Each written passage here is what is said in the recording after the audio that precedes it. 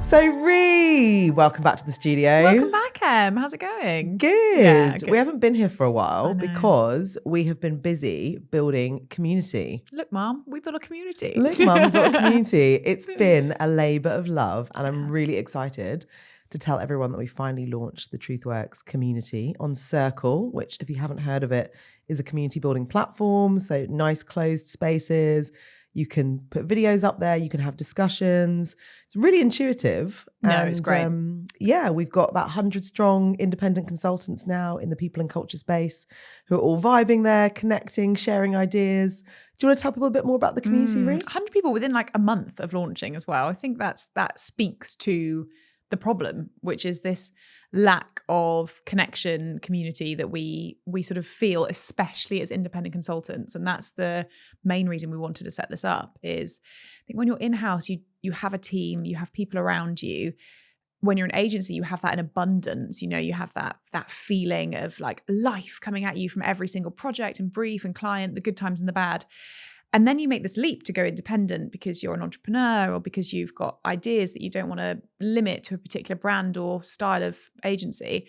You're a little bit out on your own, aren't you? Yeah, suddenly it's just going to feel like you're isolated, which is the exact opposite of why you've gone freelance. You've actually gone freelance and independent probably to broaden your horizons and to get to work more on more projects with more people. Yeah. But actually, I think we found, and so many of our friends in the industry have found, that suddenly you just miss the buzz of a community.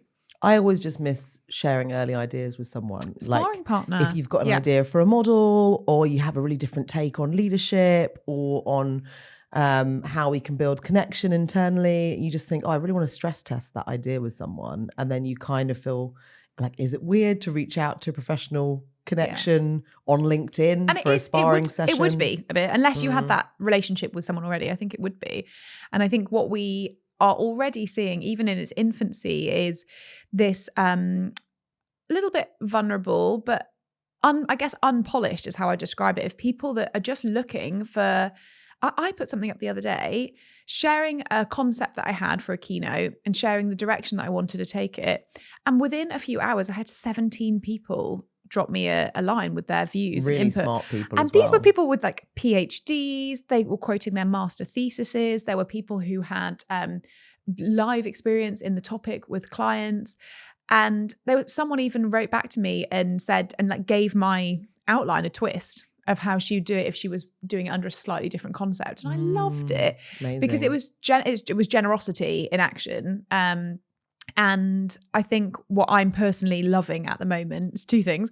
One, the generous nature of the site. We're just there to totally agree. Make each other better and be there for each other.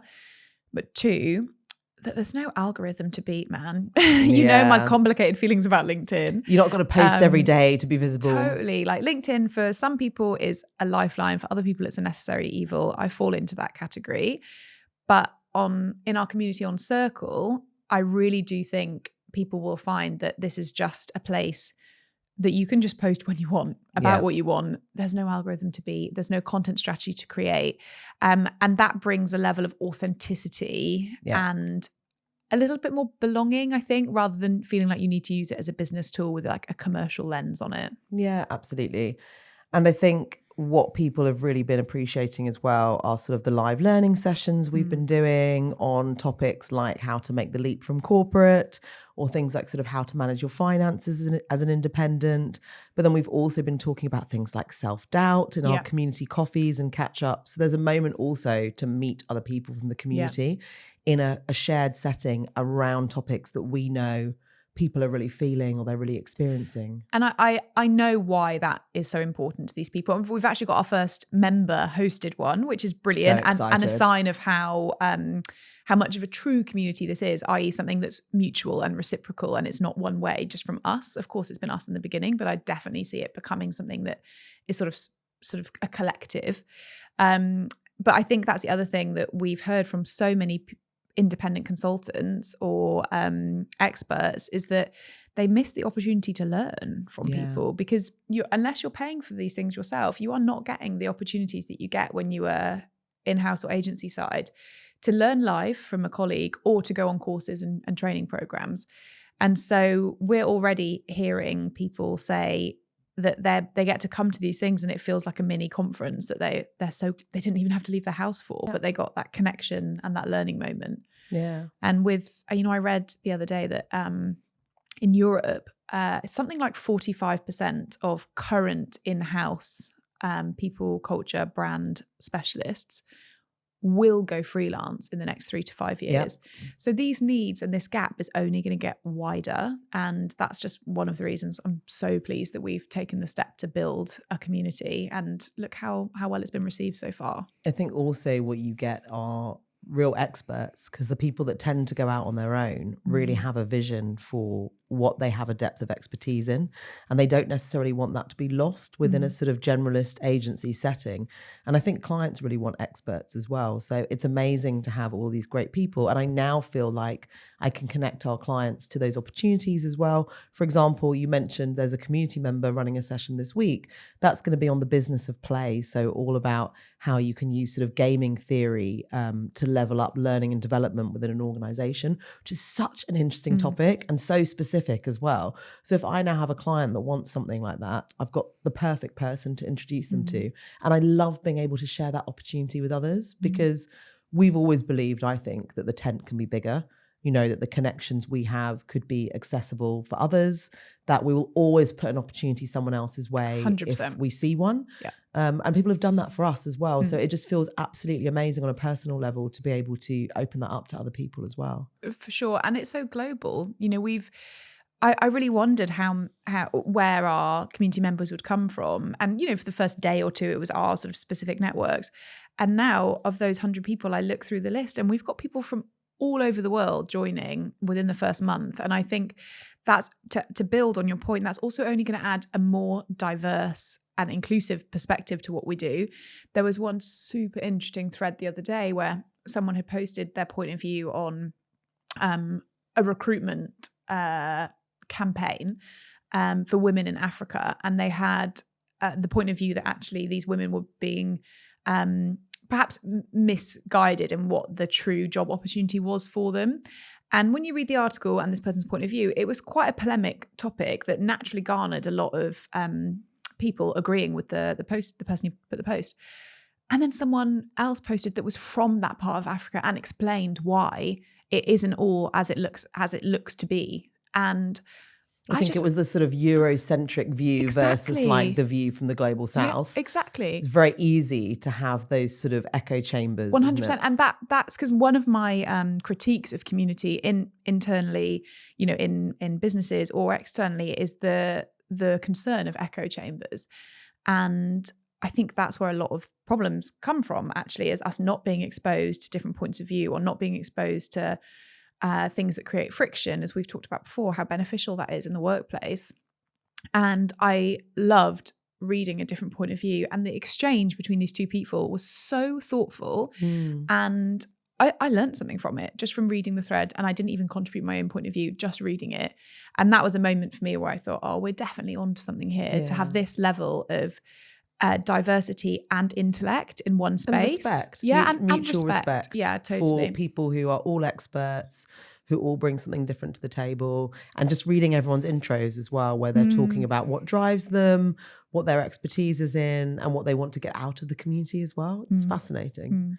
And that's what I think we see. We're seeing a shared sense of identity and belonging and purpose, I guess. And that's what I think we can both agree we need more of in internal spaces as well. Yeah, absolutely. Which is interesting because we have had quite a few people in-house asked to join. Yeah, and some of our clients as well. Yes, yeah. We've sadly had to decline. We have. Not because you're not very welcome in any space usually that we create, but we are creating this one specifically for the independent expert space. Yeah. Partly because we know they have unique and specific needs that we want to serve with this community. But we do see huge benefits down the line for both in-house and clients or prospective clients of ours.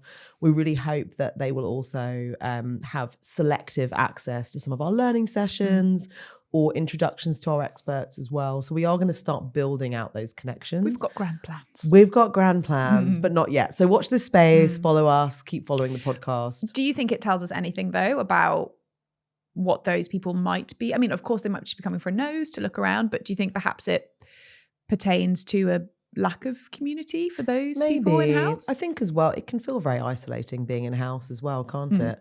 And you do maybe lack perspective sometimes unless you seek them out beyond your sort of in-house bubble or the team that you're in, especially if you've been in one role or one team for a really long time. So, the employer branders who've been doing the same employer branding for the same company for several years, I think you are looking for those alternate ideas and perspectives. I gave 2 talks this week in London, both back-to-back keynotes for Emily Firth this week. Back-to-back keynotes. One was on a boat, which was really fun. She's a big dog. Yeah, so I went to IHR, In-House Recruitment Conference, which was in London, like a big live event.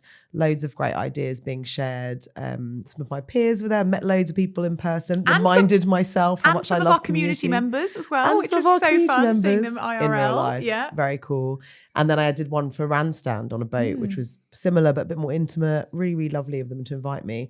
But it reminded me of how sort of hungry people are for new ideas and thoughts.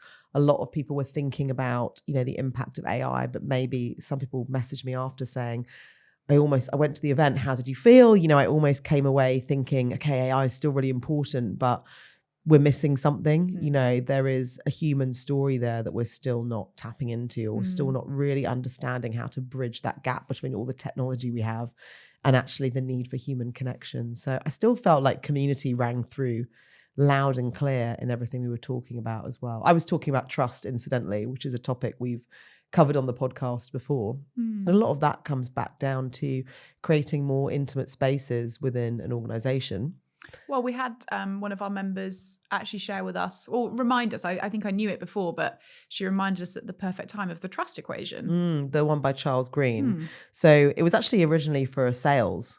He comes from a sales perspective. That doesn't surprise me at which all. Makes sense because to buy something off anyone or to work for them, you have to trust them. And his trust equation was credibility times reliability times intimacy, that funny word, divided by the amount of sort of self-interest you have equals your sort of trust quota, basically.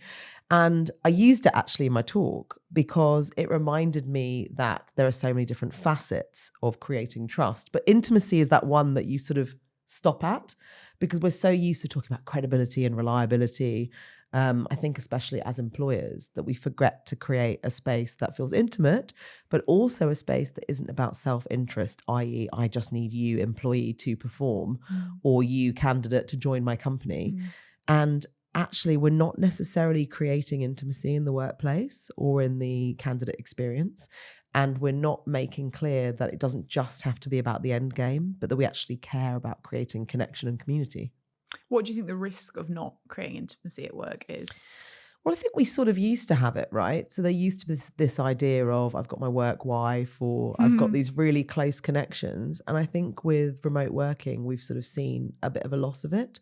I think it's risky at all levels. I mean, I think you stay at a company because you care about someone and they have your back. We've seen a stat about that recently, haven't Gallup.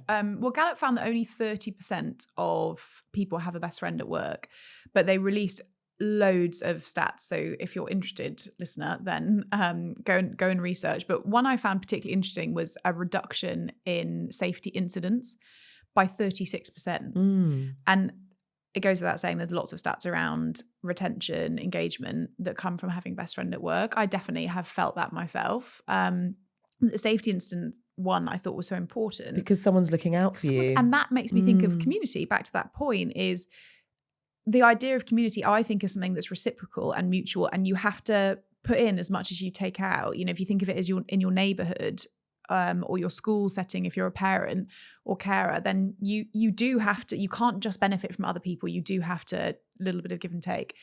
And I found that interesting, that safety incident one, because I think it's someone looking out for you to tell you, oh, careful, that, just jumping in to help you out. And that's what happens when you have intimacy with someone. It's a funny word, intimacy, isn't it? But it's sort of, for me, it means being able to be open with them, being able to share like personal things with them, being able to share things you're a bit embarrassed about, being able to ask for help, knowing someone on a deeper level. I think it relates back to that other bit you said there of that formula, which was the self-interest. For me, intimacy at work comes from something that's not based on my own gain. Yeah. It's based on a connection that I have with someone, rather than someone that maybe I might need to use in a functional way for a job or to help me move up the ladder. It's more about like a connection that I have with you, where I want you to succeed as much as I want myself to succeed. And I enjoy your company. I think we've forgotten a bit about that at work now. I think there's been such a big shift to performance that we are now seeing more self-interest, because everyone's so worried about their own performance that the desire to help someone else altruistically or have someone else's back or look out for them sort of falls by the wayside. And in creating that sort of competitiveness, you lose intimacy, you lose that care. And I don't always think that care can come from the top. It can't always come from a structured wellbeing program or having sort of, HR or your manager. Can't really be manufactured like that. I think it also has to come from your colleagues. And the way that you create that is through creating those moments for more relaxed connection that isn't all about engagement driving the bottom line. And would you say that if you're looking for relaxed connection, that's what your friends are for? Why do you need to find that at work? Because we used to find it at work. And also because we spend so much time at work. If you don't have any of that internally, then it also makes it harder to care. And if you think about the fact people are going through more change, more disruption, they're having to work harder than ever before, you sort of want that sense of like, I'm doing it in the trenches with my mates and we're all in this together and we care about each other. You spend so much time. I read a stat the other day, it was about your manager's name is the name that's most likely to come up in your household. Wow. So when, you think of all your friends, neighbours, like parents, whatever, but it's actually in most structures, it's your manager's name that's going to come up more than any other. So basically then what you have is not like an enforced intimacy. Yes. Because your manager's already in your life, whether you want them to be or not, but it's not necessarily done in a way that necessarily benefits or helps you. It could be in a way that actually feels like intrusive intimacy. And I think thinking of enforced intimacy, we've talked before about how AI could make us more human in many ways, but I don't think AI could make us more intimate. No, not necessarily. I mean, I guess so there's it an could interesting ask distinction there. Well, you might tell it something you wouldn't tell a person, but then I think that's a problem with a lack of trust and a lack of reciprocity, because you might volunteer that, but it's not going to. I don't think in a work setting anyway. I don't think you're going to be able to get that intimacy back from the bot. Yeah, and the self-interest side. The AI is on your side. So there is zero self-interest from them. So that works. But I don't think you'd ever get the full equation there. Well, is the AI on your side or is it on your employer's side? True, I guess it depends. Spying on you? Yeah, it depends I mean, on the all system. of it comes down to trust, right? We need to be able to trust each other in our teams. And I think that comes back to that idea of true community. So you talked about reciprocity, and we talk about it in a life settings. If we think about your local community, if you are given some accountability and responsibility for something, you're more likely to feel invested and nurture it. So let's say there's a community garden. If someone plants a community garden, the government plants your local council plants a community garden and says, good luck, look after it. Or you all band together, you all raise funds for it, you all buy the plants, you all go out and plant them. Community run pubs. Of course, you're going to feel more accountability for nurturing that garden as a shared endeavour. So I think sometimes we feel like community at work has to be something really structured, like it has to only be through ERGs, which are micro communities, and they're fantastic, but it's a very structured program. So how do we think holistically about the workplace as a community where everyone has a role to play, everyone cares, everyone's invested, but actually a bit more power is put into employees' hands to build that community instead of everything being through really structured activities? I think maybe a lazy critique of this could be that it's impossible to build a community centric organization when that organization is remote first or remote only. What would you say to that? Well, I think we've had to do that with our business, right? And we've had success. We've also had failures in doing that in a very small team. So I have empathy for remote first businesses. It's very hard. Yeah. I mean, I think bringing those nudges back is really important though. I think reminding managers that they don't have to lead every meeting with like a hardcore agenda that gets to the point, but actually allows space for intimate conversations. That's so funny. You just reminded me, when I ran a strategy team, they always used to take the mick out of me because in the agenda, and I don't think I told them this at the time, I think perhaps afterwards it became clear, but I always had 15 minutes at the beginning for just chat. And so I knew what we needed to get out and what our focuses were, but time was built in for conversation at the beginning, almost to get it out of our system a little bit, but because also you're so busy, you don't get the moment to actually have conversation sometimes. But I think that stuff's really important, and I think we've relegated the importance of it because it doesn't feel business critical, and we're being told focus, streamline. But I think if you lose those parts, then people are less likely to reach out and ask for help if they're stuck on a work problem. They're less likely to feel like if they're burning out, they can ask someone, or they're less likely to spot mistakes and, those safety concerns, as you mentioned, because we're not emotionally invested in each other. And you cannot get emotionally invested in people by just running through a business agenda with them once a week remotely. Like, how are you going to invest in caring about someone? I think back-to-back calls makes that really hard as well. I think the organisations that will win at this will be the ones that create structures that allow for more human needs, because no human was designed to be on back-to-back phone calls or Zoom calls, whatever, from 9 to 5. Those days are exhausting. And the level of fatigue that we experience, it's been proven that your level of fatigue from those conversations is far greater than they would be if they were in-person conversations. Because what you don't even get is talking to someone as you exit the room, going to your next meeting. You don't even get that. You're off. You might have a little sip of your tea and then you're back on to the next one. I think also organisations don't reward community builders in the same way. We've seen a lot of this with, people talking about the load that women often carry at work, the people that remember the birthdays and remember to check in on their colleagues tend to be the women in the team, but also they're carrying additional burden at home potentially. I think, or to add, they could be the person or people that are, say, in an ERG. It's left to the queer people to run the LGBTQIA plus group. Those are the people who are burdened anyway by being in this structure, and then they are further burdened by then having to potentially do something that they feel is necessary but no one else is doing. So there's rewarding ERGs because, to be honest, it's a second full-time job. We've always said that those things should be paid. But I think also the idea of rewarding community builders, like you have your sort of community awards externally as well. It's sort of, the person in X council who's like, or even in the industry, you have like people that have been big contributors to a specific industry. Exactly, like the HR industry or whatever. But I don't think we see that as much at work. So if you think about a remote setting, where are the rewards for the person that went, for anyone living in the Kent area or whatever, I'm going to be running a lunchtime run club for anyone that wants to join. Like altruistic activities that actually build that connection at work and build those moments of intimate feelings of community. We don't reward that behavior. We see it as like a nice to have. But actually, those are the people you remember from a workplace. They're the ones that are the glue that actually connect your workplace together. And often it's unseen, unrewarded, unacknowledged. And when those people go, it's a huge blow. Like you feel it. You've always had those leavers where people have gone, oof, I can't believe Bob's leaving. Like he's such an integral part of our community. And you lose those people in a remote setting, especially when you pile on the pressure, especially when you put back-to-back work calls, and especially when they don't personally see any reciprocity for that contribution that they make to the community.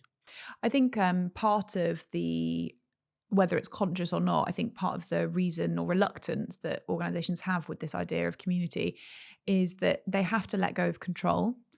And when we look at organisations that are still run in a sort of command control manner, what it means is they don't know what's happening at that run club. They might not even like that people are taking an hour's lunch break. They don't know about the conversations that are being had because they're off work channels. And I think it comes back down to this trust equation that we need to have trust in our colleagues in order to engender a sense of community. Totally. And yet we will say, gosh, we really need to encourage people to collaborate more and they need to collaborate across teams. And you think, well, that collaboration can also happen organically. It can happen because people are connecting in new ways. I've met people in like sort of queues to internal events and stuff like that where I've gone, oh my gosh, you run the media department. I'm desperate to talk to you when I was in-house. And that's how you make those amazing organic connections. Like it's not always through sort of forced internal So what else collaboration could channels. remote or part remote businesses do if we're sort of saying don't force it, but also start it? What else could they do, I do you think think? creating space for it. So, Yeah. you know, at our kids' schools, they have Wednesday afternoons are like sports afternoons, right? And then I think we've seen this with the Dutch education system. They basically say, okay, we're not going to run school PE. Your kid can go off and do whatever activity they want that suits them. Again, it's like a sort of decentralized approach. So actually creating space for it, like maybe you have community days a month where you're like actually local teams or individuals organize activities that anyone can sign up for. Yeah. What I hear you say there is there needs to be some intentionality behind free moments or connection moments. Because you need permission. Yeah. You need permission to feel like I can take time off for community or I can bake community into my day. Same with like creating new meeting rituals, as you said. So it's like maybe you aren't allowed to book calls back to back and you create moments for break or, you know, organic interactions.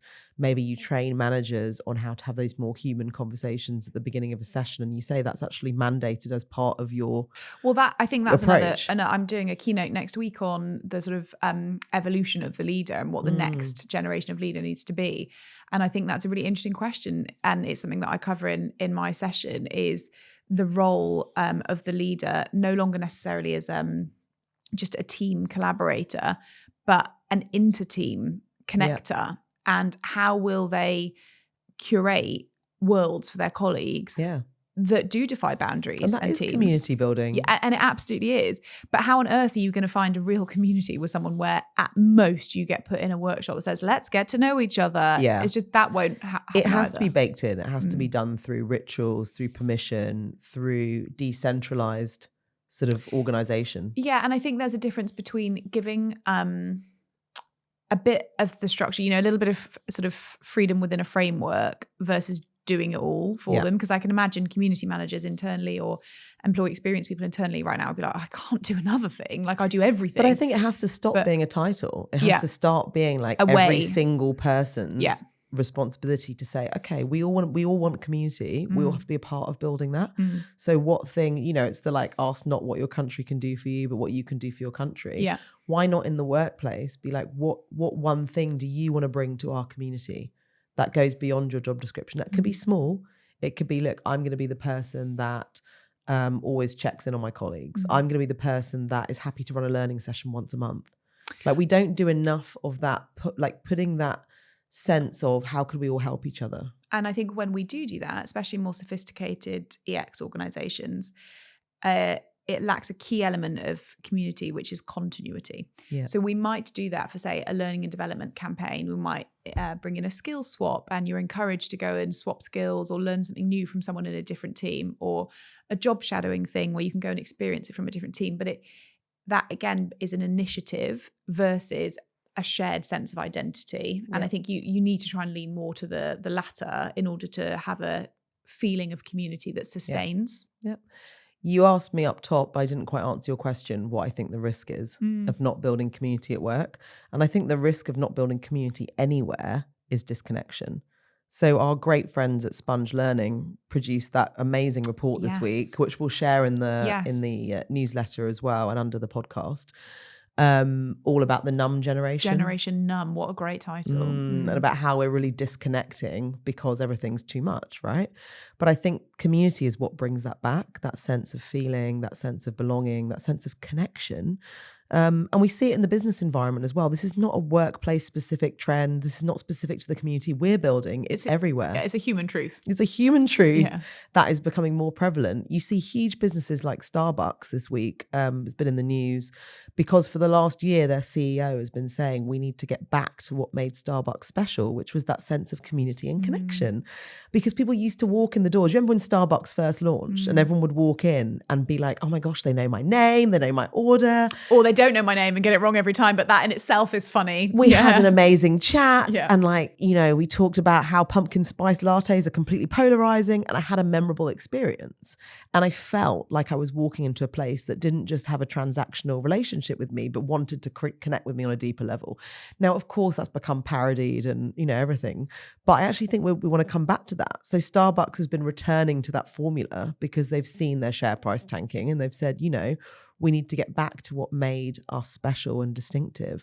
And a load of their employees have also been like, thank goodness, because actually also that's sort of why I joined, that feeling that we were part of something a bit bigger than just serving coffee. They've also said, they want to make it a standout place to work in retail, partly because of that sense of community and connection. But they've had to retrain it. What, because they feel like their colleagues have lost the art of human connection? It's been something they've had to actively think, okay, we've been so focused on efficiency, get coffee out within 2 minutes or whatever, that we've lost that art of finding those micro moments of connection. And of course, it's generational as well. We've seen the difficulty sometimes Gen Z have with those sort of casual interactions face to face.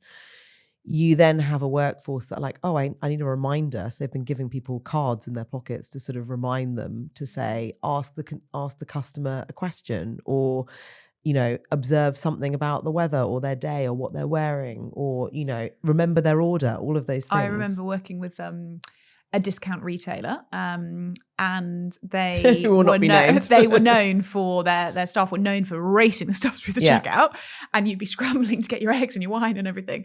And one of the employee experience campaigns we ran with them was helping them identify what type of shopper they had. And we put the shoppers into certain personas, and you might have, like Slow Sue or Lonely Liam, or like Efficient Emma, or like Busy Beatrice or whatever. And it gave the colleagues guidance on how to spot what type of shopper they had in front of them and how to adapt their style accordingly. Yeah. That was years ago now. It's probably like 8 years ago.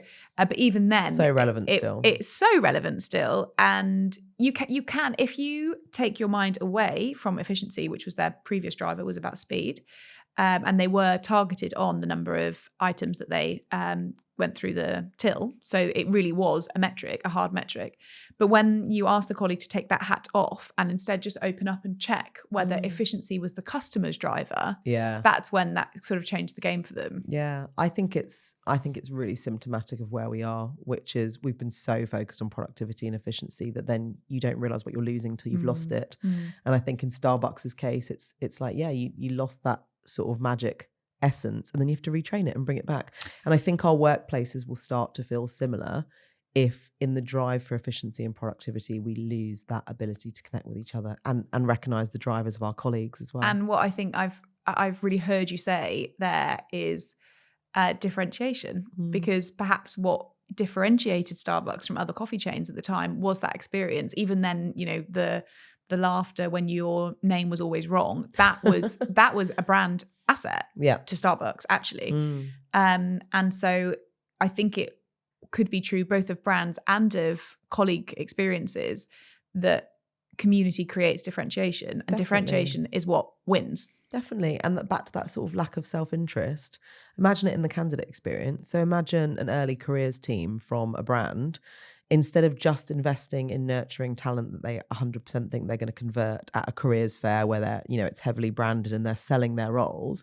Imagine if they just did something altruistic, like we're going to build a community around helping early careers people get ahead, like doing CV checking, all of that stuff. Virgin Media did this quite a long time ago now. I would say maybe even sort of 12, 15 years ago, when they realized that there was a huge hole in their customer business from candidates that were having a poor candidate experience.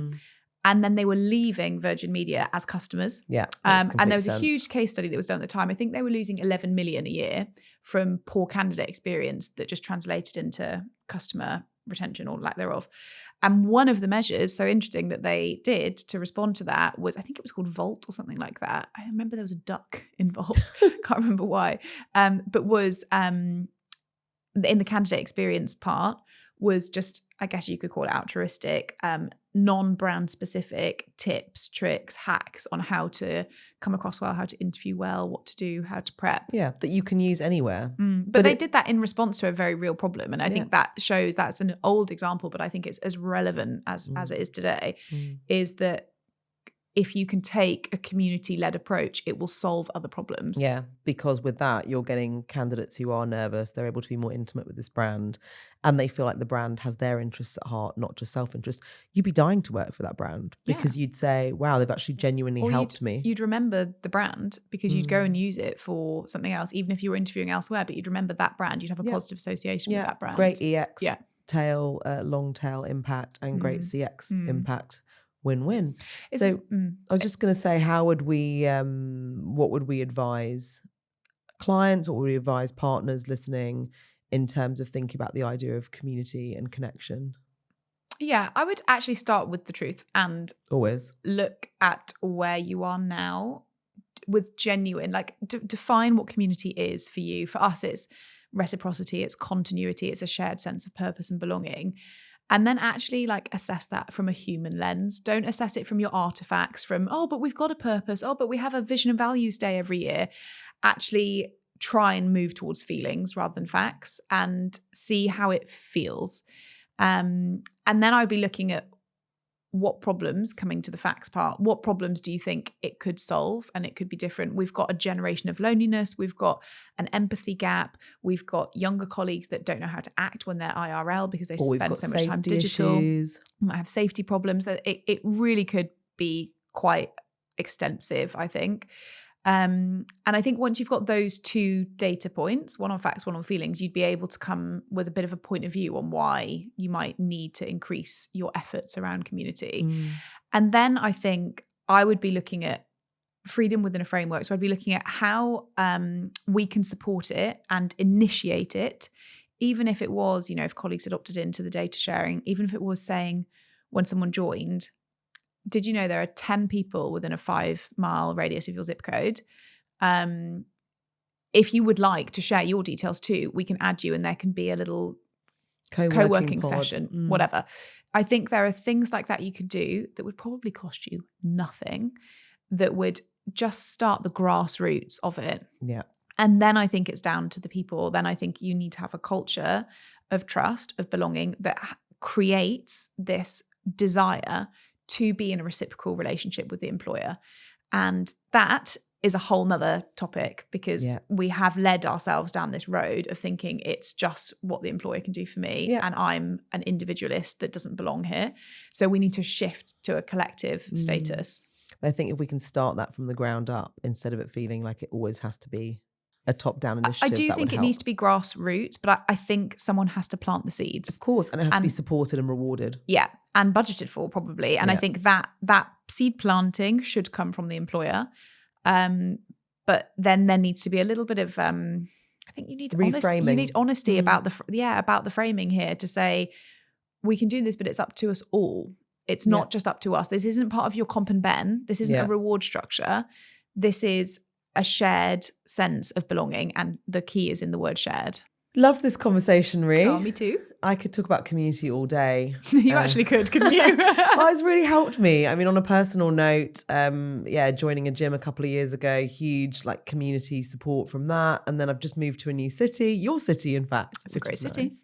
Moved from Amsterdam to Harlem this week, and I'm already thinking about how I can leverage my community, ask for intros, and you just realise how important it is in every aspect. I think you've always been a community builder as well, and you've always connected people, and it's so nice that you've now got an opportunity to do that within your own brand. I know. I also think with the Truth Works, I've always felt like the tent could be bigger.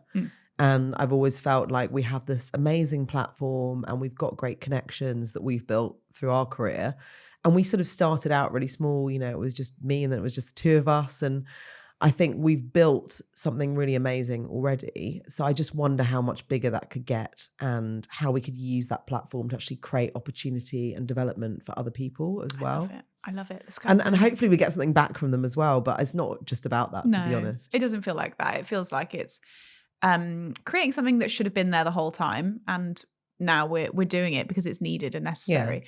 So I guess as a reminder for anyone that's listening to this and thinking about whether they are the right fit, it's completely free to enter. We are looking for anyone that's in the people and culture space as an independent. So you're a freelance person, you've set up on your own. You're not agency side or owning a big agency. You're not client side within a big team, maybe a tiny exception if you're just about to make the leap yourself, because we've got so many resources to help you. But this is really a space for the indies, and it's a space to learn, it's a space to share, it's a space to build others and also be built yourself. And I really do think anyone that joins will come find like-minded individuals that want the best for you.